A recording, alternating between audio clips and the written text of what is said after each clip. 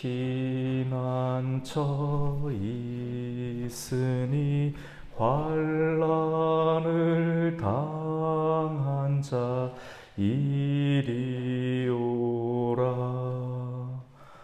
땅들이 변하고 물결이 일어나 산 위에 넘치되 두렵잖네. 이방이 떠들고 나라들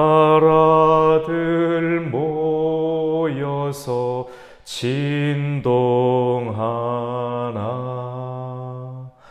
우리 주 목소리 한 번 하시면 천하의 모든 것 두렵잖네. 만유주 하나님 우리를 도우니 피난처요. 세상의 난리를 그치게 하시니 세상의 장검이 쓸데없네. 높으신 하나님 우리를 구하니 할렐루야. 괴로움이 심하고 환난이 극하나 피난처 되시는 주 하나님. 아멘. 하나님 말씀은 시편 11편 말씀입니다.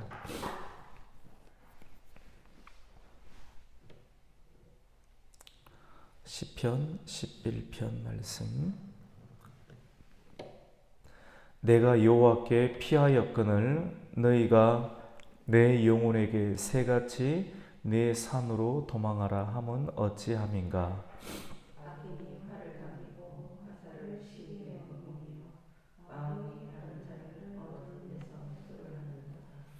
터가 무너지면 의인이 무엇을 하랴. 여호와께서는 그의 성전에 계시고 여호와의 보좌는 하늘에 있으며 그의 눈이 인생을 통촉하시고 그의 안목이 그들을 감찰하시도다. 여호와는 의인을 감찰하시고 악인과 폭력을 좋아하는 자를 마음에 미워하시도다. 악인에게 그물을 던지시니 불과 유황과 흙이 없는 바람이 그들의 잔에 쏟이게 되리라. 같이 읽습니다. 여호와는 의로우사 의로운 일을 좋아하시나니 정직한 자는 그의 얼굴을 배우리라. 아멘. 사람이 위기를 경험할 때가 있습니다. 반드시 위기를 경험할 때가 있습니다. 근데 그 위기를 사람들은 원하지 않지만 우리에게 위기를 또 경험하게 될 때 위기는 절대로 위기 앞에서 사람이 포기하면 안 되고 위기를 잘 극복해야 합니다. 그 위기를 잘 넘어가야지만이 사람에게는 성장이 있고 또 성숙이 있게 됩니다. 사람이 위기를 경험할 때 반드시 피해야 할 곳이 있습니다. 비가 오는데 비가 억수같이 쏟아지는데 비를 피하지 않고 비를 가만히 맞게 되면 감기에 걸려서 알아서 눕게 되겠죠. 마치 그와 마찬가지로 누구든지 위기를 경험할 때 위기를 피하는 대상, 피하는 장소를 보게 됩니다. 그 사람이 위기 때 어디를 피하는가, 어디를 향해서 달려가는가를 보게 되면 그 사람이 평소에 누구를 의지하는가를 알 수 있게 됩니다. 오늘 말씀 가운데 보면 오늘 1절 말씀 가운데 여호와 하나님께 피하든지 아니면 자기 자신이 늘 평소에 의지하고 좋아하고 또 신뢰하는 그러한 장소를 산이라는 말을 표현하고 있습니다. 각자가 좋아하고 의지하는 자기의 산, 오늘 시편 1편 말씀 가운데는 그것을 내 산이라고 이야기를 합니다. 사람이 내 산으로 피하든지 아니면 여호와 하나님께 피하든지 둘 중에 하나를 피하게 되겠죠. 내 산이 무엇입니까? 내가 의지하는 것이죠. 사람은 돈을 많이 의지하지 않습니까? 대부분. 그래서 요즘 같은 경우는 그 돈 어렵고 힘들 때 꼭 이걸 있으면 좋겠다라고 해서 주식을 하기도 합니다. 주식이 나쁘다는 것이 아니죠. 주식 그 자체, 그것이 자기의 산이 될 수 있습니다. 평소에 늘 의지하는 것입니다. 눈만 뜨면 그것을 하는 것이죠. 그래서 하나님을 생각해야 되는데 그것이 나의 피난처다라고 여기는 사람, 굉장히 많은 사람들이 오늘 가운데 있을 수가 있습니다. 하지만 우리는 문화가 바뀌고 시대가 바뀐다 할지라도 그 어떤 것들보다 하나님을 의지해야 합니다. 하나님을 의지할 때 하나님의 도움이 의지하는 곳으로부터 나올 수가 있습니다. 우리 한번 1절 말씀 같이 한번 읽어보겠습니다. 내가 여호와께 피하였거늘 너희가 내 영혼에게 새같이 내 산으로 도망하라 함은 어찌함인가. 아멘. 하나님께 피해야 되겠죠. 하나님께 피하는 삶. 우리 성도님들은 하나님께 여호와 하나님께 피하는 은혜가 있기를 축원합니다. 하나님께 피하는 것이 뭡니까? 하나님을 전적으로 의지하는 겁니다. 전심으로, 마음이 반심으로 나뉘면 안 됩니다. 마음이 하나님께 육신으로는 율법적으로는 행위로는 하나님 앞에 나오는 것처럼 보이지만 사울처럼 무심한 사람, 하나님을 전혀 의지하지 않는 사람, 하나님께 예배하기 위해서 하나님께 제사하기 위해서 나는 이 살찐 소와 우양을 남겼습니다. 다 거짓말이죠. 무심한 사람, 또 마음이 나뉘면 안 됩니다. 전심으로 우리 온 마음을 다해서 우리 인생의 성공은 어떻게 보면 내 마음을 얼마나 100% 하나님께 드릴 수 있는가, 이 몸뚱아리를 어떻게 하나님께 드릴 수 있을까, 내게 주어진 시간을 어떻게 하나님 앞에서 완벽하게 드릴 수 있을까, 그렇게만 되면 인생은 성공하게 되는 것이죠.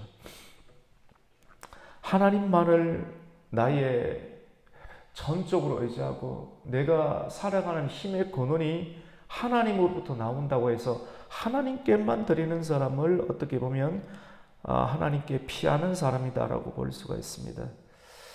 사람은 육신의 은신처가 될 곳을 찾지만 그곳에 가서 평안을 구하지만도 그렇게 하면 안 됩니다. 우리 예수님께서도 십자가를 지시기 위해서 궁극적으로 갈릴리 나사렛 지역에서 생활을 하시다가 물론 베들레헴에서 태어나셨죠. 이제 인류의 궁극적인 목적을 이루기 위해서 주님께서 이 땅 가운데 오신 목적을 이루기 위해서 십자가를 지셔야 되는데 리더십의 중심이었던 예루살렘에 올라가서 십자가를 지시려고 했을 때 영안이 밝은 사람들이, 또 헬라에서 온 사람들이 예수님을 말립니다. 어떻게 말립니까? 예수님 그렇게 가시면 안 됩니다. 예루살렘으로 가지 마시고 다른 곳으로 피하십시오. 마치 사도 바울이 하나님의 목적을 이루기 위해서 가려고 했을 때 그곳으로 가면 안 됩니다라고 말리는 사람, 물론 사도 바울을 위하는 사람이었습니다.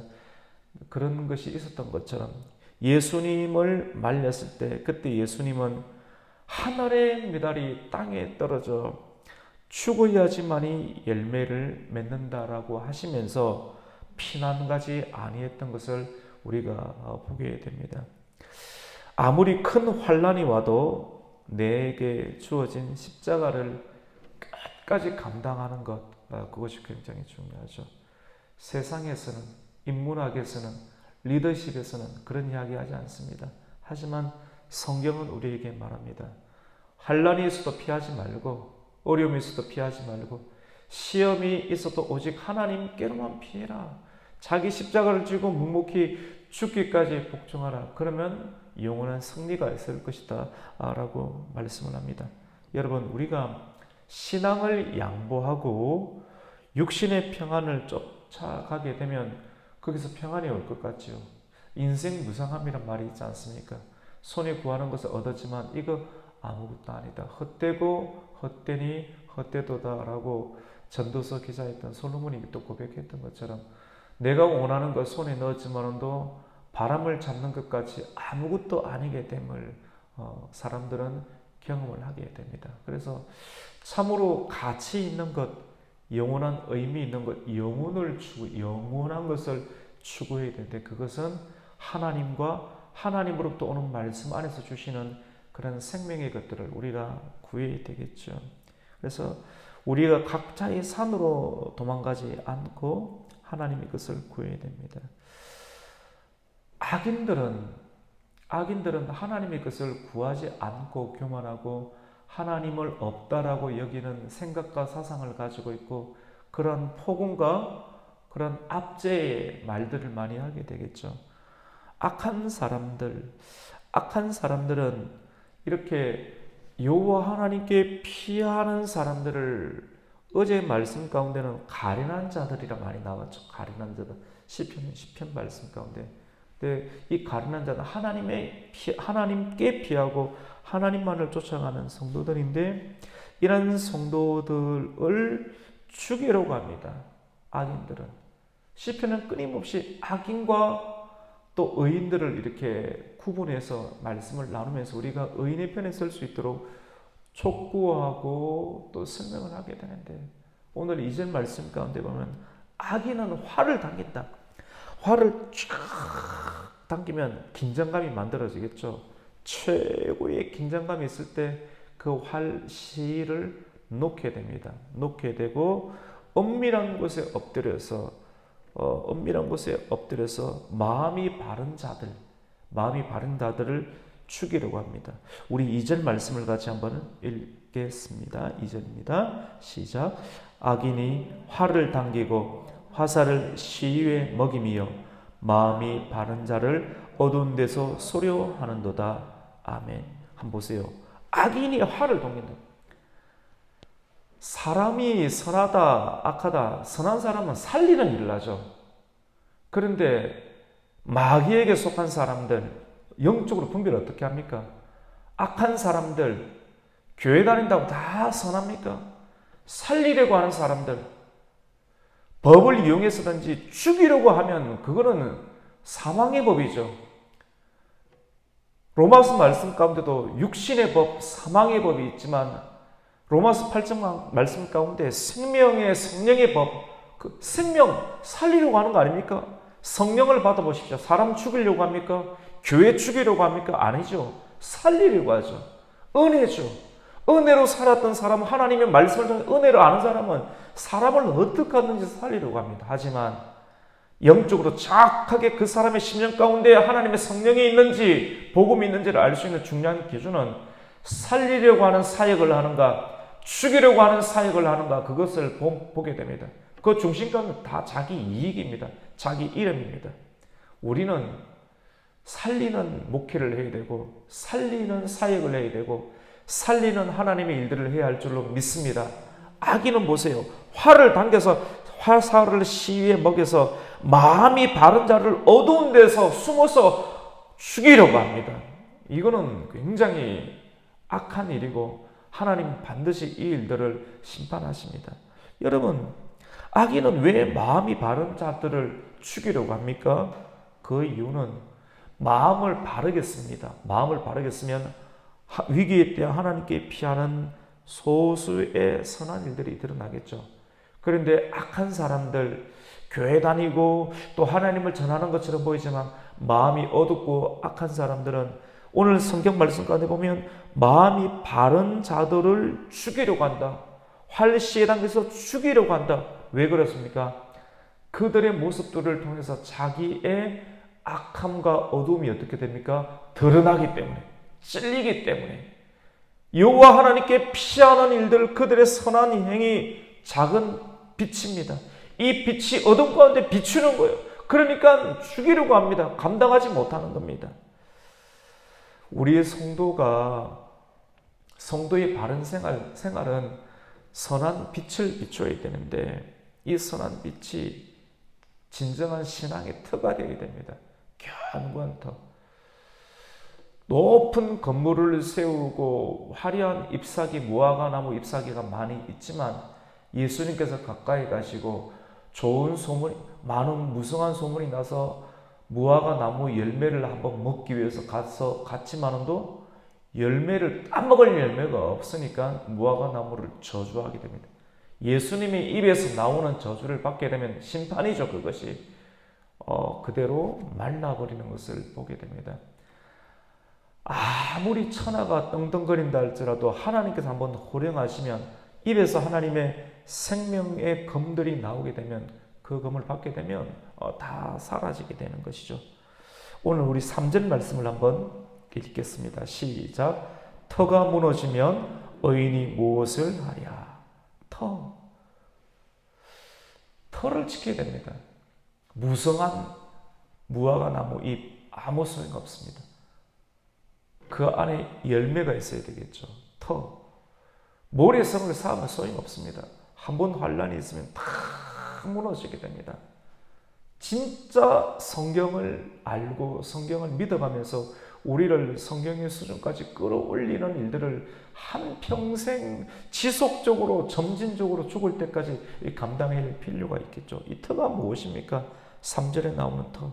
성도는 터를 굳건하게 세우게 되는데 우리의 신앙, 우리의 양심을 견고한 반석이 되시는 예수 그리스도의 터 위에 세우게 됩니다. 우리가 먹고 사는 문제들 때문에 이 터를 약한 곳에 세워서 급하다고 급하게 올려놓으면 마지막 날에 환난 때 다 허물어지게 됩니다. 그래서 오늘 3절 말씀 가운데 터가 무너지면 의인, 하나님의 은혜로 악인이 죽을 수밖에 없는 우리 죄인들이 하나님의 은혜로 의인이 되었는데 의인이 무슨 의미가 있느냐? 터가 무너졌는데 진리를 버렸는데 말씀을 버렸는데 많은 사역을 감당하지만 교회를 죽이려고 하고 그리고 사람을 죽이려고 하는 그런 법들을 앞세우면 무슨 의미가 있겠나라고 하는 것이죠. 진짜 성령을 받고 하나님의 은혜를 받으면 우리에게 주어진 말씀의 법들을 가지고 사람을 죽이고 교회를 죽이려고 하는 것이 아니라 어떻게 합니까? 사람을 어떻게 하든지 은혜로 살리려고 하고 교회를 살리려고 하고 죽어져가는 영혼을 살리려고 하지 죽이려고 하는 일들을 하지 않죠. 굉장히 이 말씀은 우리에게 중요한 우리의 인생과 가치의 시금석이 되는 말씀입니다. 터가 무너지면 의인이 무엇을 할꼬 무엇을 하랴. 진리를 버리고 말씀을 버리고 아무리 교회를 크게 짓고 아무리 많은 사람들에게 명예 있는 이야기를 들어도 예수님 앞에 가면 나는 너를 모른다라고 말씀을 합니다. 주님과의 관계가 없었던 것이죠. 사울이 하나님께 무심했죠. 하나님의 이름으로 기념비도 세우고 여러 가지 했지만 사울의 대를 끊어버렸던 하나님의 통찰, 하나님의 행하심을 우리는 굉장히 주의 깊게 살펴봐야 됩니다. 오늘 말씀을 통하여서 우리는 그러면 하나님은 어디에 계신가? 하나님 과연 어디에 계신가? 하나님께 피하는 것, 여호와 하나님께 피하는 모습들을 보면서 오늘 성경 말씀은 하나님 과연 어디에 계신가를 우리에게 말씀해 줍니다. 시편은 하나님에 관한 속성, 신학, 하나님과의 관계, 위기 때 피하는 법, 인생에 어떠한 경영을 해야 될지 모든 것이 말씀 안에 다 녹아져 있는데 얼마나 그 말씀을 영적인 하나님의 지혜와 계시의 용으로 뽑아내는가, 성령의 도우심을 뽑아내어서 그것을 알고 그 길을 가는가, 그것을 우리에게 알려주고 있습니다. 하나님은 어디 계신가? 하나님은 성전에 계신 줄로 믿습니다. 하나님은 하늘에 계십니다. 하늘에 계신 우리 아버지요. 하늘에 계신 우리 아버지요. 원문에 보면 하늘들에 계신 우리 아버지요. 히브리 사람들은 하늘에 관한 부분들을 이 세 가지로 구분을 하였습니다. 우리 인생의 눈으로 보게 되는 새가 날아다니는 하늘, 새와 구름이 떠다니는 그런 하늘, 스카이. 그리고 에베소 2장에 있는 공중 권세 잡은 자들, 사단이죠. 마귀의 영역이죠. 영적인 영역들이 있는 공중, 이 공중을 또 하늘이라고 하고, 이 인생의 문제와 사단이 점령하고 있는 공중의 세계를 다 통치하고 계시는 하나님의 세계를 또 하늘이라고 보았습니다. 하나님의 거하시는. 그래서 하늘들에 계신 우리 아버지여 이름이 거룩히 여김을 받으시오며 라고 말씀했는데, 오늘 시편 하나님 말씀을 깊이 묵상하였던 이 시편의 저자 다윗은 하나님이 어디에 계신가를 성전에 계시고 하늘에 계시다라고 말씀을 합니다. 우리 4절을 한번 읽겠습니다. 시작. 여호와께서는 그의 성전에 계시고 여호와의 보좌는 하늘에 있으며 그의 눈이 인생을 통촉하시고 그의 안목이 그들을 감찰하시도다. 아멘. 이 성전에 계시는 하나님, 성전이 뭡니까? 물론 우리가 성전이라 하지만 본질적인 의미는 성전은 예배당이 아니죠. 예배당, 사람이 손으로 지었던 건물은 하나님께서 다 부숴버린다고 했지 않습니까? 환란 때 다 없어지게 되고, 그 부서질 것에 사람 눈에 보이는 것 이것에 의지하지 말고 진짜 성전은 내 육신 가운데 하나님의 성령이 거하실 수 있으니 이 육신을 하나님의 성전을 만들어라. 보이지 않는 성전을 만들어라. 성전. 그리고 또 그러니까 오늘 말씀 가운데 신학적으로 표현을 한다라고 하면 성전에 계시고 하늘에 계시니까 성전은 우리 마음 안에 하나님의 성령이 거하시잖아요. 그러니까 하나님은 우리와 가까이 계시고 우리의 마음 가운데 내재하고 있습니다. 그래서 하나님은 우리와 가까이 계시고 우리와 함께 하시고 내재하시는 하나님. 그리고 하늘은 높은 곳에 있잖아요. 새가 날아다니는 것도 높은데 영적 세계를 알게 되면 이 세계를 공중 권세 잡은 자가 지배를 하고 압력을 가하구나. 더 깊은 하나님의 통찰은 이 세계를 모든 것을 하나님께서 다 통치하고 계시나 높은 곳에 계시죠. 초월하고 계시죠. 하나님의 성령과 하나님은 내재하시면서도 초월하고 계신다는 것을 우리가 깨달아서 늘 가까이 계시고 늘 우리를 통치하고 계신다는 것을 우리가 알 수 있게 됩니다. 오늘 또 말씀 가운데 보면 하나님은 어떤 분이신가를 또 말씀하시는데요. 여러분, 그 사람이 좋아요. 또 그 사람을 알고 싶어 합니다. 그 사람이 관심이 있어서 그 사람을 알고자 한다라고 하면 그 사람이 무엇을 좋아하는가 그리고 무엇을 싫어하는가를 보면 그 사람이 어떠한 사람인가를 알 수가 있게 되겠죠. 마찬가지로 하나님께서 어떠한 분인가를 우리가 알기를 원한다면 하나님이 무엇을 좋아하시고 무엇을 싫어하는가를 알게 되면 하나님이 어떠한 분인가를 알게 되어서 우리가 깊이 있는 관계를 하게 되겠죠. 오늘 말씀 가운데 보면 하나님은 어떤 분이신가?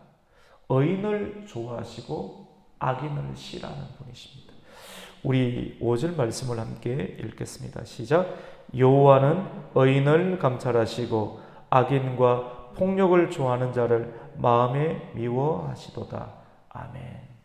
우리 성도님들은 말씀을 계속해서 듣고 배워가면서 하나님이 좋아하시는 것을 선택할 수 있는 은혜가 있기를 축원합니다. 하나님이 좋아하는 것 선택해, 하나님이 싫어하는 거 하면 하나님의 역사가 안 나타나니까 인생 무상한 일들을 경험하게 되겠죠.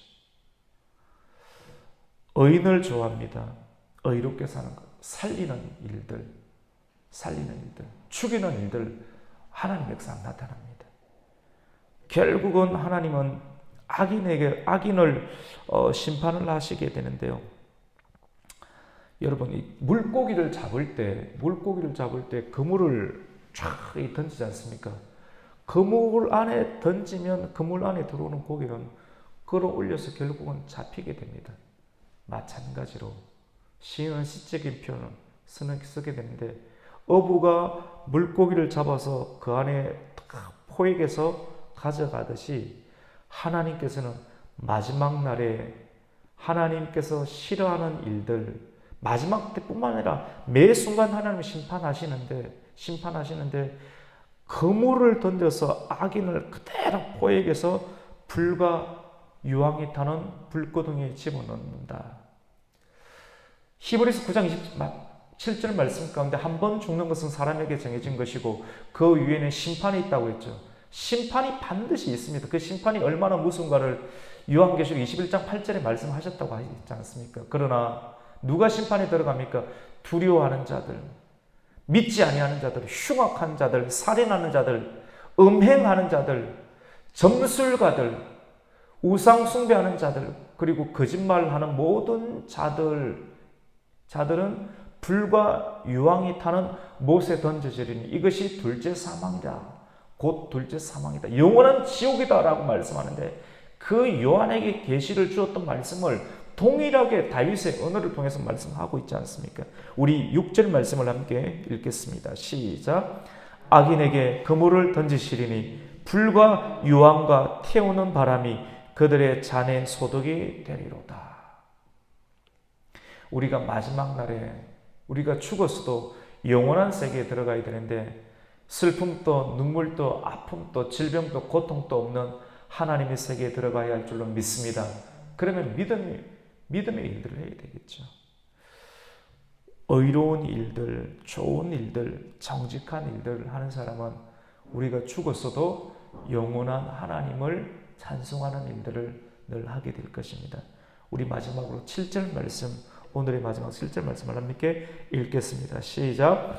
여호와는 의로우사 의로운 일을 좋아하시나니 정직한 자는 그의 얼굴을 배우리로다. 아멘. 하나님은 의로우시기 때문에 정직한 자를 좋아합니다. 말씀대로 정직히 하나님만을 쫓아가야 됩니다. 마음을 착하게 하고 선하게 하면, 요즘 이런 말을 하고 이렇게 살면 사람들이 이용하려고 합니다. 바보 어리숙하게 보이기 때문에. 근데 바보가 아닙니다. 짐 엘리엇이 고백했던 것처럼 영원한 것을 위해서 영원하지 아니하는 것을 포기하는 것은 바보가 아니다.